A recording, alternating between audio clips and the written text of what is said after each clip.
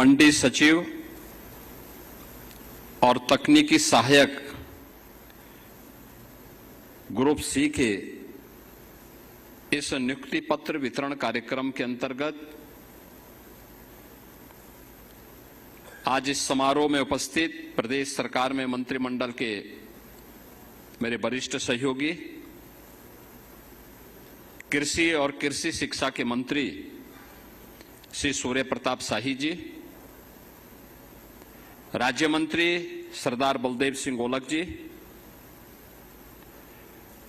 प्रमुख सचिव श्री रविंद्र कुमार जी, कृषि विभाग के हमारे सभी अधिकारीगण,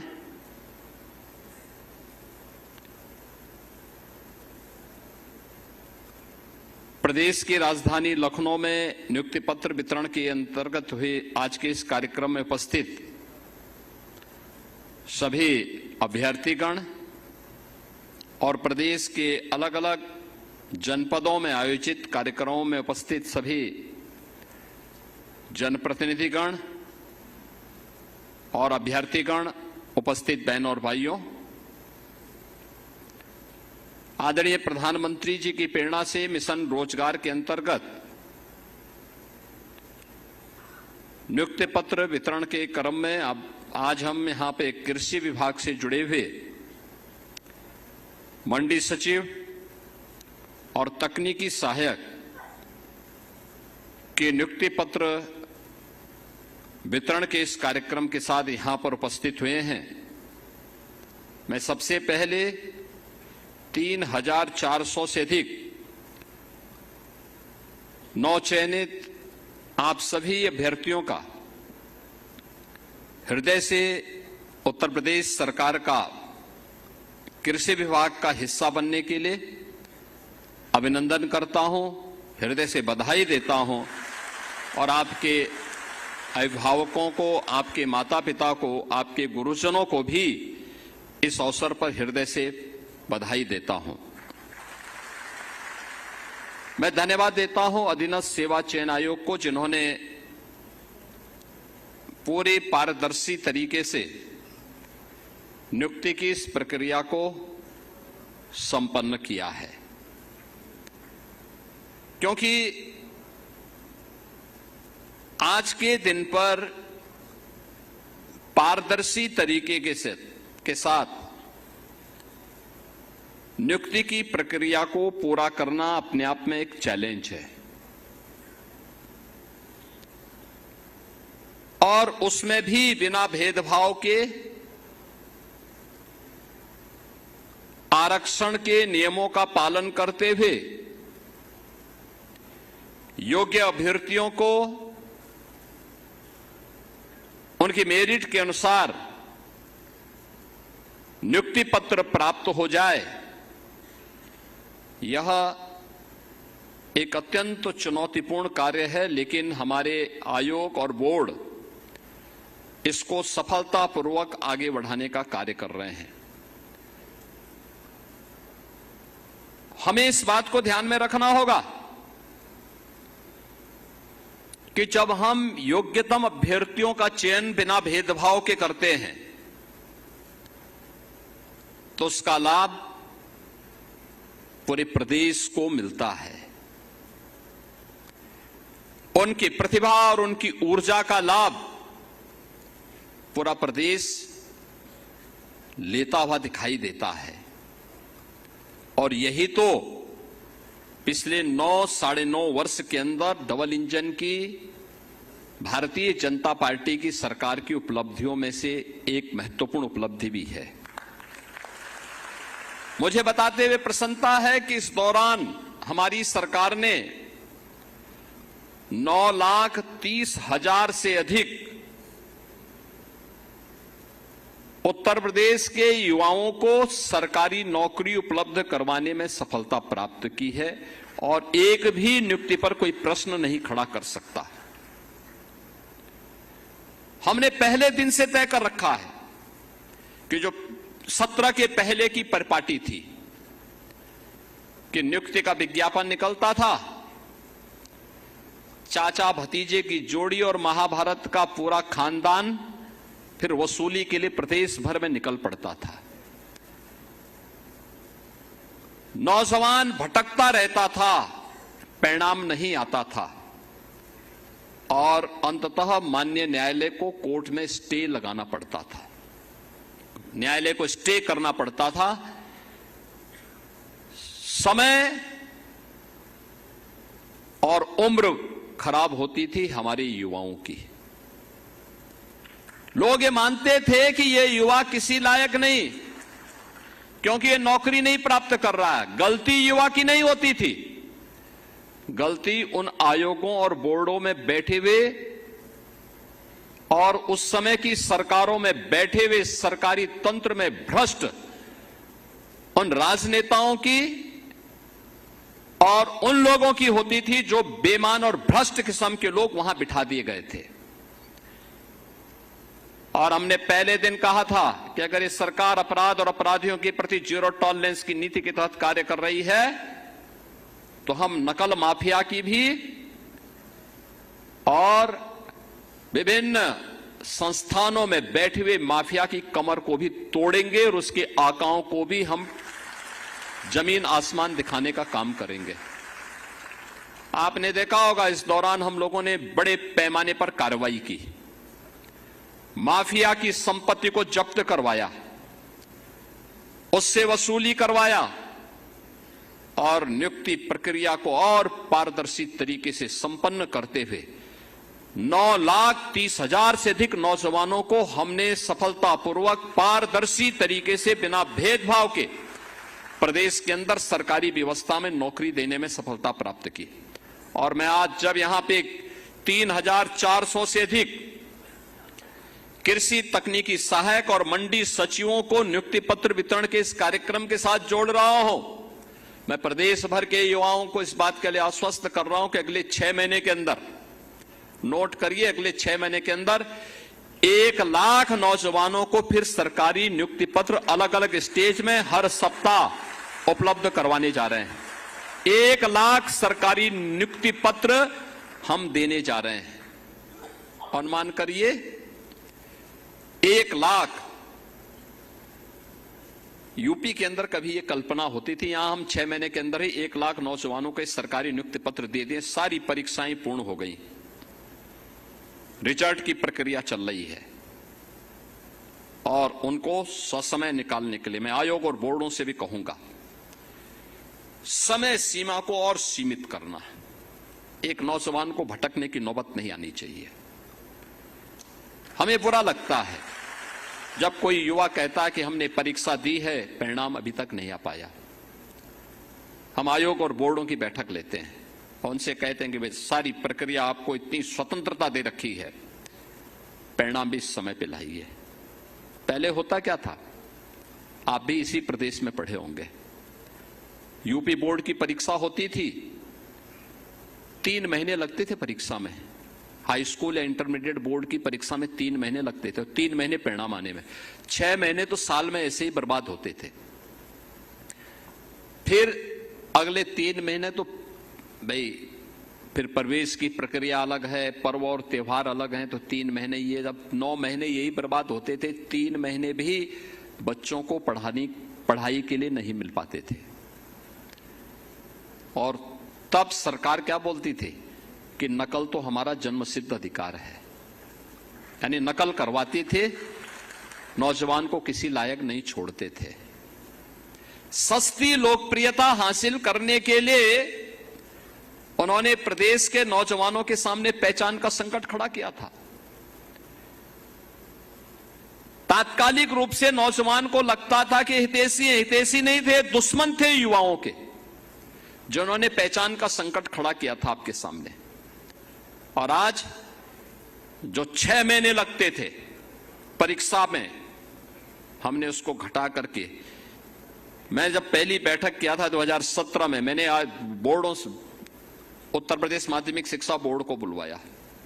मैंने कहा भाई आपकी परीक्षा कितना समय लगता है? उन्होंने कहा साहब 3 महीना। मैंने कहा परिणाम आने में? उन्होंने कहा 3 महीना। मैंने कहा इसको 1 महीना करो। उन्होंने कहा नहीं हो पाएगा। तो मैंने कहा कुर्सी छोड़ो, मैं 1 महीने के अंदर कराऊंगा। 1 महीने के अंदर कराऊंगा। और आज मुझे आपको बताते हुए प्रसन्नता है, मैं 14 दिन में यूपी बोर्ड की परीक्षा कराता हूं और अगले 14 दिन में उसका परिणाम भी दिलाता हूं। 56 लाख अभ्यर्थी उस परीक्षा में होते हैं, 56 लाख बच्चे बैठते हैं। 14 दिन में परीक्षा और 14 दिन में परिणाम। 1 महीने से भी कम समय में अब यूपी का नौजवान देश के अंदर कहीं भी एडमिशन ले सकता है। पहले पता लग रहा है वो चला आ रहा, परीक्षा हो रही है। वो फरवरी से शुरू होती थी और पता लगा जून तक परीक्षा हो रही है। और जून में जब तपती भी गर्मी में कोई बच्चा गिरता था कहीं, कोई गिरता था कहीं, उतनी भीषण गर्मी में जब लू चलती थी तब परीक्षा कराई जा रहे हैं। मैंने उच्च शिक्षा वालों से भी कहा है कि परीक्षा की प्रणाली को और सीमित करो। परीक्षा बच्चों को प्रताड़ित करने का माध्यम नहीं होना चाहिए, उसका आकलन करने का माध्यम होना चाहिए। उसको सहज बनाओ, सरल बनाओ, उसको आत्मविश्वास से भरपूर करो, प्रक्रिया में और सरलता लाने की आवश्यकता है। आज परिणाम हमारे सामने है। हमने माध्यमिक शिक्षा को पूरी तरह पारदर्शी तरीके के साथ जोड़ा है। नकल विहीन परीक्षा भी है, साथ साथ समय से परिणाम भी है, दोनों एक साथ आ रही है। उच्च शिक्षा से भी, विश्वविद्यालयों से भी कहा गया है कि वे अपने आप में भी ये सुधार करें, प्रक्रिया को और पारदर्शी करें और भर्ती की प्रक्रिया को भी इतना स्मूथ बनाएं, इतना सरल और सहज बनाएं कि कोई भी युवा जो जाए उसको लगना चाहिए संस्थान मेरी कैरियर को आगे बढ़ाने वाला है। उसको ये नहीं लगना चाहिए कि संस्थान मेरे कैरियर को बर्बाद करने वाला है। उसके मन में उस संस्थान के प्रति श्रद्धा का भाव होना चाहिए। इसके लिए संस्थान को अपने आप को तैयार करना चाहिए, केवल एजुकेशन नहीं, स्किलिंग के लिए भी, कैरियर काउंसलिंग के लिए भी और एम्प्लॉयमेंट के भी एक केंद्र के रूप में उन संस्थानों को अपने आप को तैयार करना होगा। और इसीलिए मैं सभी आयोग और बोर्डों से कहूंगा कि गवर्नमेंट का कोई हस्तक्षेप नहीं है आपके कार्य में, कोई हस्तक्षेप नहीं। अब परीक्षा अभियाचन जाने के बाद परिणाम आने में 6 महीने से ज्यादा का समय नहीं लगना चाहिए। अभियाचन आया, 1 महीने के अंदर विज्ञापन जारी कर दीजिए, अगले 2 महीने के अंदर परिणाम परीक्षा करवा करके अगले 1 महीने के अंदर परिणाम ला दीजिए और 6ठे महीने इन नौजवानों के हाथों में परिणाम इनका आ जाना चाहिए। लंबी प्रक्रिया नहीं होनी चाहिए, उसको सरल बनाओ, सहज बनाओ, जिससे वह युवा अपने आप को तैयार कर सके, एक उत्साहपूर्ण तरीके से अपनी ऊर्जा का लाभ दे सके। हमने देखा है जब हम अपनी युवा ऊर्जा को प्रोत्साहित करते हैं, उसको साथ लेकर के चलते हैं, परिणाम आते हैं। याद करिए, यही उत्तर प्रदेश 2017 के पहले बीमारू राज्य कहा जाता था। बीमारू राज्य था, युवा पलायन कर रहा था, किसान आत्महत्या कर रहा था, बेटी के सामने सुरक्षा का संकट था, व्यापारी माफिया से तबाह था, किसान अपने खेत में जाने से डरता था। खेत में अगर उसने मोटर लगा रखी है तो कब चोरी हो गई उसको पता ही नहीं होता था। ये यूपी के अंदर होता था। और आज मुझे बताते हुए प्रसन्नता है, आज मुझे बताते हुए प्रसन्नता है, हमने जो 9,30,000 नौजवानों को, यूपी के नौजवानों को यूपी के अंदर नौकरी दी है। परिणाम क्या है? इन 9 लाख ने हमें यूपी के अंदर डेमोग्राफिक डिविडेंड के रूप में यूपी को उससे लाभान्वित किया है। यूपी की अर्थव्यवस्था को 3 गुना करने, यूपी की प्रति व्यक्ति आय को 3 गुना करने में इन नौजवानों ने योगदान दिया है। इनकी प्रतिभा का लाभ हमने उठाया है। पिछली सरकारें युवाओं के भविष्य के साथ खिलवाड़ करती थी, एक छात्र के जीवन के साथ खिलवाड़ करती थी, नौकरी बंदर बांट करके पैसे के बल पर देती थी। मैं जब यहां पे नियुक्ति पत्र वितरण कर रहा था, मुझे अच्छा लग रहा था इन नौजवानों के चेहरे की चमक को देख करके कि आज उसके जीवन का एक महत्वपूर्ण दिन है, क्योंकि उसको बिना किसी लेन देन के, बिना किसी सिफारिश के, बिना किसी पैसे लेन देन के आज उसको नियुक्ति पत्र प्राप्त हो रहा है। उसके सपनों को एक उड़ान मिल रहा है। 2017 के पहले संभव नहीं था। और यही कारण है जब इस युवा ऊर्जा को यूपी के विकास के साथ जोड़ा गया, आज परिणाम क्या है?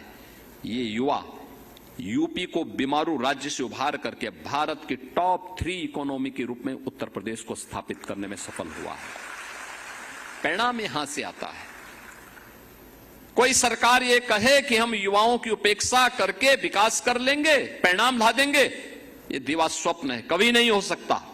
2017 के पहले यूपी के सामने संकट था, इसलिए क्योंकि इन युवाओं की उपेक्षा हुई थी, उनके जीवन के साथ खिलवाड़ होता था, उन्हें हर प्रकार से अपमानित होना पड़ता था। अपने प्रदेश में तो नौकरी नहीं मिलती थी, लेकिन यूपी की छवि इतनी खराब थी, कर्फ्यू, दंगा, उपद्रव, भ्रष्टाचार, ये यूपी की पहचान बन चुकी थी। तो यूपी के बाहर भी उसको पहचान के संकट के दौर से गुजरना पड़ता था। हताश और निराश युवा पलायन करने के लिए मजबूर होता था, पहचान छुपाने के लिए मजबूर होता था। आज मैं आप सभी युवाओं से कहता हूं, आज आपके सामने पहचान का संकट नहीं है। आप यूपी के अंदर भी और यूपी के बाहर भी, दुनिया भी आपका स्वागत करने के लिए पूरी तरह तैयार है। अभी आपने देखा होगा परसों और नरसों 3 दिन हमने यहां पे 19, 20, 21 में जापान, जो दुनिया के अंदर अपनी टेक्नोलॉजी के लिए और अपने कमिटमेंट के लिए जाना जाता है, जापान के 240 एक बड़े प्रतिनिधि मंडल में, जिसमें वहां के बड़े नेता थे, नौकरशाह थे, उद्यमी थे, वे लोग यूपी का दौरा किए। यूपी के साथ पहली बार इतना बड़ा दल भारत की यात्रा पे आया था, पहली बार आया। यानी जापान के साथ हमारे सैकड़ों वर्षों के सांस्कृतिक संबंध हैं। जापान के साथ भारत के राजनीतिक संबंधों के 75 वर्ष पूरे हो रहे हैं, लेकिन पहली बार जापान का इतना बड़ा दल भारत के अंदर आया था। और भारत में भी उन्होंने किसी राज्य को चुना, यूपी को चुना, और उन्होंने कहा कि साहब हम यूपी के यूथ को जापान में नौकरी देना चाहते हैं, यूपी के नौजवान को जापान में नौकरी देना चाहते हैं। 2017 के पहले तो कोई नहीं आता था, कोई नहीं आता था। आज दुनिया आ रही है, जर्मनी आ रहा है, इजराइल आ रहा है, कहता है साहब यूपी के नौजवान को हमारे यहां भेजिए, हम भी अपने यहां नौकरी देना चाहते हैं। और मुझे अच्छा लगता है जब यूपी के नौजवानों की लोग तारीफ करते हैं। इजराइल में हम लोगों ने 5000 नौजवान भेजे। मैंने वहां की सरकार से कहा, मैंने कहा भाई हमारे युवा जाएंगे तो वहां युद्ध नहीं लड़ेंगे, आप उनसे काम लीजिए, पैसा नहीं काटेंगे, उनके रहने खाने की व्यवस्था करिए। उन्होंने कहा हम करेंगे। मुझे बहुत अच्छा लगता है जब मैं उनका हालचाल लेता हूं। वे सभी नौजवान वहां खुशी से रह रहे हैं, 1.5 लाख रुपए महीना प्राप्त करते हैं, खाना पीना सब फ्री, और अपने घर को पैसा भी भेज रहे हैं। मैं उनमें से कुछ नौजवानों से पूछता हूं कि भाई वापस आने को कह रहे हैं, साहब अच्छा खासा पैसा मिल रहा है, काहे हम वापस आएंगे? अभी जब आप कहेंगे तब आ जाएंगे, लेकिन अभी हमें यहां नौकरी करने दिया जाए। यानी इजराइल युद्ध लड़ रहा था, तब भी युवा वहां का, हमारा यूपी का गया हुआ युवा वहां काम कर रहा था। उसे कोई अपने कार्य में व्यस्त था। आज दुनिया मांग रही यूपी के नौजवानों को। 17 के पहले तो यह स्थिति नहीं थी।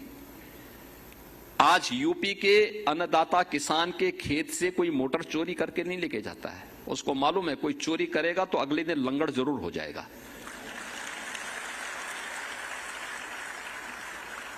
और पहले 17 के पहले तो वह सरकार ही मोटर चोरी करवाती थी।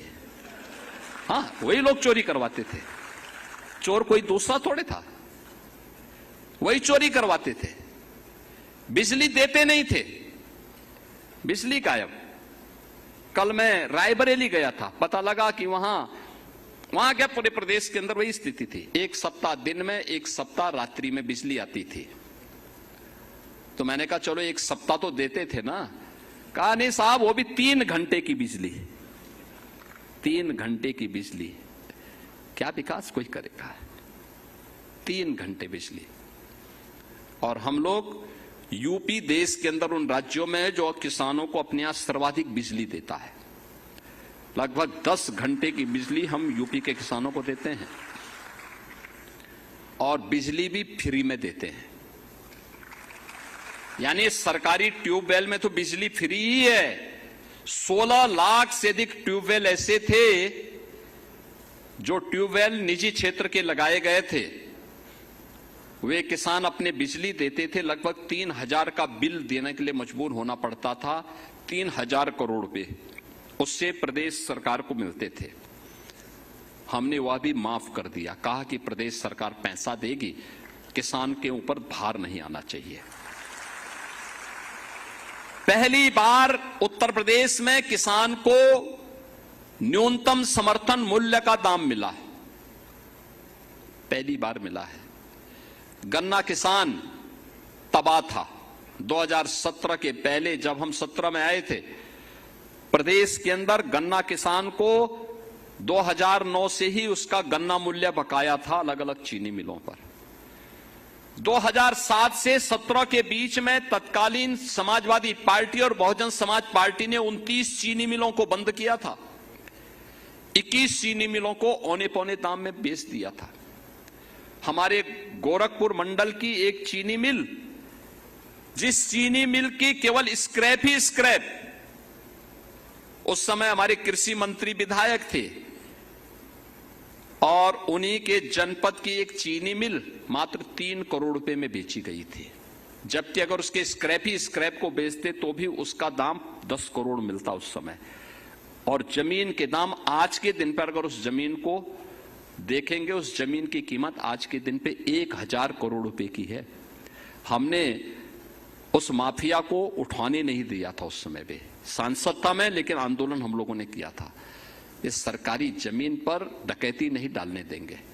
ये तत्कालीन सरकारें करती थी, चीनी मिलों को बंद करती थी। और आज 122 चीनी मिलें हम चला रहे हैं।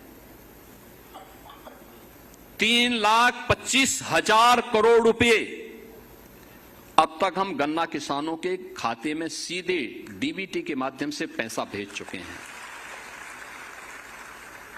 यूपी ने अपने कृषि विकास की दर को 8% से बढ़ा करके 18% तक पहुंचाने में सफलता प्राप्त की है। ये कभी नहीं हुआ, पहली बार यूपी के अंदर हो रहा है। अब तो यूपी के अंदर किसान को सुविधाएं मिल रही है। प्रधानमंत्री फसल बीमा योजना का मिल रहा है, स्वास्थ्य हेल्थ कार्ड का मिल रहा है, केसीसी के माध्यम से बैंक से आसानी से पैसा उपलब्ध हो पा रहा है। प्रधानमंत्री किसान सम्मान निधि में लगभग 3 करोड़ किसान यूपी के अंदर आच्छादित होकर के सालाना 6,000 रुपया प्राप्त कर रहे हैं। तमाम प्रकार की सुविधाएं किसानों को दी जा रही हैं। और मेरा मानना है यूपी के कृषि विकास की दर को हमें आगे बढ़ाना है। इतना कार्य इसलिए क्योंकि मैं मानता हूं यूपी के अंदर जितनी उर्वरा भूमि है, जितना जल संसाधन है, दुनिया के अंदर कहीं नहीं है। किसी के पास इतना सामर्थ्य नहीं है। और उन स्थितियों में हमें इस बात को ध्यान रखना होगा कि 18% को हम बढ़ा करके 30% तक पहुंचा सकते हैं। ये संभव है।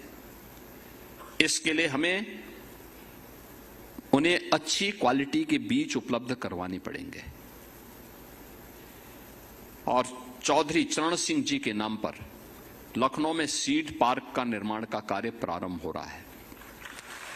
समय पे क्वालिटी सीड किसानों को प्राप्त हो सके, लखनऊ में बन रहा है।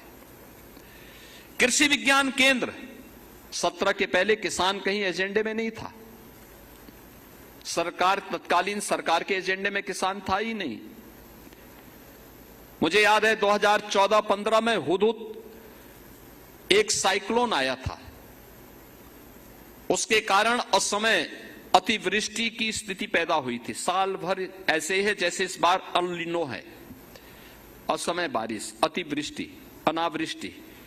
इसके दौर से जब किसान को आवश्यकता होती थी बारिश की, तब बारिश नहीं होती थी, लेकिन जब उसको लगता था कि अब बारिश न हो तब बारिश होने लगती थी। और उस समय 14-15 में आया था हुदहुद साइक्लोन। इसके कारण वर्ष भर का फसल चक्र बिगड़ा था। भारत सरकार ने आपदा राहत से पैसा उपलब्ध करवाया था और 14-15 का पैसा 2017 तक नहीं बंट पाया था। 17 में हमने वो पैसा किसानों को बांटा था। जब मैं मुख्यमंत्री बन गया तब हमने बांटा था। साई जी उस समय कृषि मंत्री बन गए थे, तब ये पैसा हमने किसानों को बांटा था। आज कोई आपदा आती है, हमने किसान के लिए भी व्यवस्था की है कि कहीं वन्य जीव से संघर्ष हो जाए या आकाशीय बिजली की चपेट में आ जाए या किसी सर्पदंश की चपेट में कोई किसान या बटाईदार या किसान के परिवार का कोई सदस्य आ जाए, तत्काल इसे आपदा राहत की श्रेणी में लेकर के 5 लाख रुपए की सहायता उस परिवार को तत्काल दे दी जाए। तत्काल दी जाए। हम लोग तत्काल देते हैं, 24 घंटे के अंदर पैसा उस परिवार को मिलती है। अगर कहीं पे अतिवृष्टि अनावृष्टि के कारण खेत को नुकसान हुआ है, फसल बीमा का पैसा मिलेगा बाद में, लेकिन आपदा राहत का पैसा उसको परिवार को तत्काल, उस किसान को तत्काल मिल जाना चाहिए। ये करने की इच्छा शक्ति होनी चाहिए। लेकिन इसके लिए सरकार ने सिंचाई के दायरे को भी बढ़ाया। जब पहले किसान एजेंडे का हिस्सा ही नहीं था तो कैसे ये लोग बढ़ाते? आप सोचिए, हम लोगों ने सबसे पहले 2017 में आने के बाद 2018 में बाण सागर की परियोजना पूरी की। 2.5 लाख हेक्टेयर भूमि को ये सिंचाई की सुविधा दे रही है। फिर हमने अर्जुन सहायक परियोजना को बुंदेलखंड की दिशा से इसको पूरा करवाया। इसने महोबा से लेकर के बांदा तक सिंचाई की सुविधा को आच्छादन बढ़ाया। और बाद में 2021 में हम लोगों ने सरयू नहर राष्ट्रीय परियोजना का कार्य पूरा किया। ये बहराइच से लेकर के गोरखपुर तक 9-10 जनपदों को 14 लाख हेक्टेयर भूमि को सिंचाई के अतिरिक्त सुविधा दे रही है। ये योजना सरयू नहर राष्ट्रीय परियोजना कब बनी थी? 1972 में। और पूरा कब हो रही है? 2021 में हमने पूरा किया। यानी पिछली सरकारों ने कभी इसको महत्व ही नहीं दिया। पिछली सरकारों के एजेंडे में न युवा था न किसान था। और इसीलिए आज जब आपका कृषि विभाग में प्रवेश हो रहा है, मंडी सचिव के रूप में और तकनीकी सहायक के रूप में, मेरी आप सबसे अपेक्षा है मंडी समिति के रूप में मंडी को ऐसा चमकाइए, साफ सुथरा हो, कचरे का निस्तारण हो। जो व्यापारी वहां रहता है वे भी साफ सुथरे तरीके से वहां रहें। जो किसान मंडी में आता है उस किसान के लिए वहां पर हम व्यवस्थाएं दें, बुनियादी सुविधाएं भी दिए, बैठने की व्यवस्था भी करें, अन्नदाता किसान को सम्मान मिले, रंग रोगन करने की व्यवस्था हो। उन ग्रामीण सड़कों को जो मंडी समिति के अंतर्गत हैं उनका समय पे चयन और समय पे उनका निर्माण हो। मंडी समिति के शेड अच्छे हों और प्रभावी हों और किसान की उपज को वहां पर प्रोक्यूर करने की व्यवस्था और एमएसपी देने का उचित प्लेटफॉर्म भी हो। मंडी को हमें ई नाम से जोड़ने की कार्रवाई को भी आगे बढ़ाना चाहिए। ये प्रक्रियाएं अगर हम समय पे करते हैं, योगदान देते हैं, तो यह देश के प्रति हमारा कर्तव्य होगा। यही हमारे लिए नेशन फर्स्ट है। नेशन फर्स्ट या भारत माता की जय करने से जय नहीं होता है। इसके लिए अपने कर्तव्यों का ईमानदारी पूर्वक निर्वहन करना है। तकनीकी सहायक के रूप में आपकी जिम्मेदारी होनी चाहिए किसान को तकनीक के साथ जोड़ना। इरिगेशन में कैसे हम खेत को पूरा पानी से लबालब करने की बजाय ड्रिप इरिगेशन को कैसे महत्व दे सकते हैं, स्प्रिंकलर प्रणाली को कैसे हम प्रभावी आगे बढ़ाने में योगदान दे सकते हैं, कैसे हम आधुनिक तकनीक का उपयोग करवा सकते हैं, इससे आमदनी कई ज्यादा बढ़ेगी किसान की। कैसे हम 100 फसली ले सकते हैं, कैसे किसान की आमदनी को बढ़ाने के लिए उसको वैल्यू एडिशन के साथ जोड़ा जा सकता है। ये सभी कार्य अगर आप समयबद्ध तरीके से बढ़ाएंगे, इसका लाभ होगा। आपके प्रति अन्नदाता किसान के मन में एक श्रद्धा और सम्मान का भाव पैदा होगा। आप में से ज्यादातर लोग किसान परिवार से जुड़े हुए हैं। उस किसान के लिए जो सर्दी गर्मी बरसात की परवाह किए बगैर पेट भरता है, हम सबका, प्रदेश का, देश का, दुनिया का, उस अन्नदाता किसान के प्रति हमारे मन में सम्मान का भाव होना चाहिए। सम्मान का भाव होगा तो प्रदेश प्रगति करेगा। आप देख रहे होंगे चीनी की क्राइसिस की चर्चा की चल रही है, लेकिन यूपी में चीनी की कमी नहीं। यूपी की एक महीने की कुल खपत है 4 लाख टन चीनी। कुल 4 लाख टन एक महीने की खपत है। हमारे पास मौजूद है 28 लाख टन। यानी आप अनुमान करिए 7 महीने की चीनी हमारे पास मौजूद है। और हम 15 अक्टूबर से फिर चीनी मिल चालू करेंगे तो 90 लाख टन यानी 900 लाख कुंटल चीनी का फिर से प्रोडक्शन अपनी चीनी मिलों के माध्यम से कर देंगे। यानी इतने बड़े पैमाने पर सामर्थ्य यूपी के पास है। यूपी की 25 करोड़ जनता का ही नहीं, भारत की 140 करोड़ जनता का पेट भरने की सामर्थ्य यूपी रखता है। और उसके लिए तकनीकी सहायक में आपकी एक बड़ी भूमिका हो सकती है। कृषि विज्ञान केंद्र के माध्यम से बहुत अच्छे कार्य वर्तमान में कृषि विज्ञान केंद्र चलने शुरू हुए हैं, कृषि विश्वविद्यालय चल रहे हैं। और इस समय प्रधानमंत्री जी की प्रेरणा से कृषि वैज्ञानिक और तकनीकी सहायक अब खेत की बात यानी खेती की बात खेत में करने लग गए हैं। लैब टू लैंड की बात करने लग गए हैं। अब लैब पे ये एक्सपेरिमेंट नहीं होगा, अब वह किसान के खेत में होगा। हमें खेती की बात करनी है तो किसान के खेत में करेंगे, कार्यालयों में नहीं, सेमिनार के हॉल में नहीं, उस खेत में ये बात होगी। और इस अभियान को हमें गति देनी होगी। मुझे लगता है कि आपको लगता है कि अगर सरकार ने पारदर्शी तरीके से नियुक्ति की प्रक्रिया दी है और यूपी के नौजवानों को ये अपॉर्चुनिटी मिली है, तो हम इसका लाभ अपने प्रदेश को दें, आने वाली पीढ़ी को दें, देश को दें। और यही हमारे लिए नेशन फर्स्ट की थ्योरी है, यही हमारे लिए भारत माता की जय है। जब हम अपने कर्तव्य का अपने क्षेत्र में ईमानदारी पूर्वक निर्वहन करते हैं तो, और उस निर्वहन के लिए मैं आप सबका आह्वान करूंगा। आपको रक्षाबंधन के ठीक पहले आपको यह नियुक्ति पत्र प्राप्त हो रहा है, तो स्वाभाविक रूप से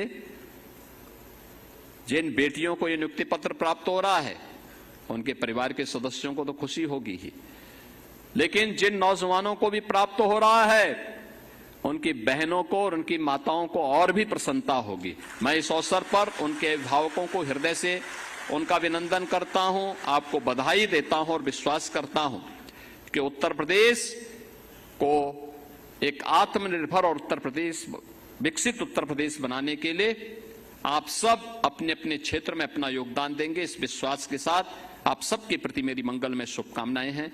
धन्यवाद। जय हिंद। बहुत बहुत धन्यवाद। सीएम योगी आदित्यनाथ को आप सुन रहे थे, जहां सीएम योगी आदित्यनाथ की तरफ से कई महत्वपूर्ण बातों का जिक्र करते हुए सीधे तौर पर कहा गया कि 2017 से पहले नियुक्ति पत्र यहां पर नहीं दी जाती थी और रोजगार बेरोजगारी के तौर पर सरकार यहां पर नहीं सोचती थी। और समाजवादी पार्टी पर एक बड़ा निशाना साधते हुए सीएम योगी आदित्यनाथ की तरफ से सीधे तौर पर कहा गया कि सपा का कभी मूड ही नहीं हुआ कि प्रदेश के युवाओं की वो चिंता करे, प्रदेश के बारे में वो कुछ सोच सके। अब ऐसे में 126 मंडी सचिवों को भी नियुक्ति पत्र यहां पर योगी आदित्यनाथ की तरफ से दिया और उनकी तरफ से सीधे तौर पर यह भी कहा गया कि रक्षाबंधन के त्योहार से पहले राज्य सरकार की तरफ से योगी आदित्यनाथ की तरफ से यह बड़ा तोहफा दिया जा रहा है। तो निश्चित तौर पर जो बेटियों को यह नियुक्ति पत्र ऑफर लेटर मिल रहा है रोजगार के लिए, उनके परिवार को काफी ज्यादा खुशी हो रही होगी, लेकिन जिन बेटों को मिल रहा है उनकी बहन के लिए बहुत बड़ा तोहफा है। और इस बात का जिक्र करते हुए सीएम योगी आदित्यनाथ ने एक बार फिर से 2017 से पहले क्या कुछ खामियां रही हैं और 2017 के बाद जब से योगी सरकार यहां पर आई है उसके बाद क्या कुछ उपलब्धि रही है सरकार की, उसका जिक्र योगी आदित्यनाथ ने अपने संबोधन में किया। इसके साथ ही ये भी बताया कि किसान चूंकि अन्नदाता है और देश के अन्नदाता के लिए कभी भी कुछ भी उनके हित में यहां पर सोचा जाए तो वो किसानों से बातचीत करके ही सोचा जाता है, क्योंकि जब समाजवादी पार्टी का शासन था उनकी कभी भी विश लिस्ट में समाजवादी पार्टी के लिए किसान नहीं थे, अन्नदाताओं के बारे में वो कभी नहीं सोचते थे। लेकिन जब आज योगी सरकार यहां पर आई है तो सबसे पहले किसानों के बारे में, महिलाओं की सुरक्षा सेफ्टी के बारे में सोचती है और फिर हर वर्ग के बारे में सोचती है कि किसी भी तरह की असुविधा उनको ना देखने को मिल पाए।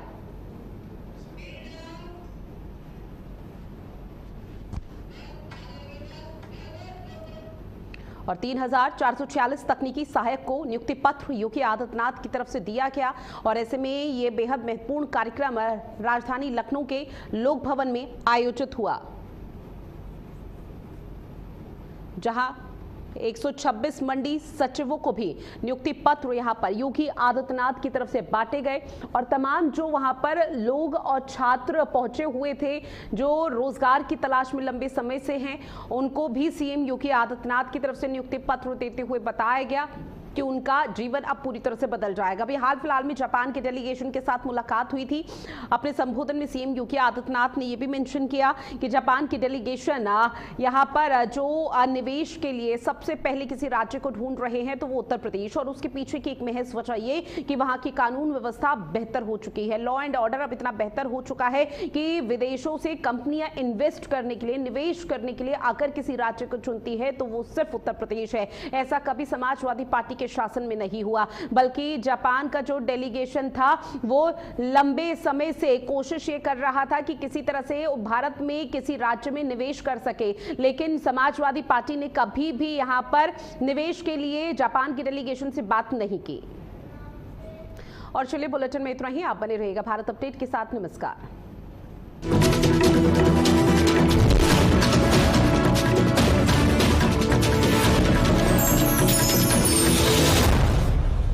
नमस्कार, आप देख रहे हैं